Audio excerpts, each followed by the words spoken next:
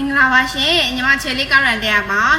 ညီမတို့ကားရန်တဲ့မှာကားငှားချပေးဖို့အတွက်ကား9စီးထည့်ရပါမယ်ဟွန်ဒါဖေးကြီးစိတ်ကား2စီးရမယ်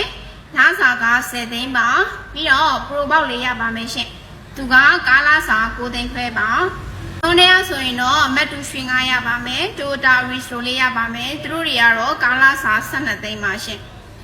SUV အမြင့်နေရဆိုရင် Suzuki Artica ရပါမယ် Artica Type 2ပါကားလာစာ15သိန်းပါ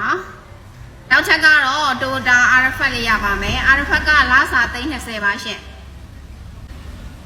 အနည်းဆုံး3လ6လနေစပြီးတော့အငှားချပေးပါတယ်ရှင်3လ6ကို3လစာတစ်ခါလေးရှင်းပြရပါတယ်ဇဘုံငွေ2လစာတင်ထားပေးရပါတယ်ရှင်အကျိုးဆောင်ခရှိပါမယ်အသေးစိတ်သိရှိလိုပါကညီမရဲ့ဖုန်းနံပါတ်သို့မဟုတ် Viber ကိုအသေးစိတ်စုံစမ်းမေးမြန်းနိုင်ပါတယ်ရှင်အားလုံးကိုကျေးဇူးတင်ပါတယ်ရှင်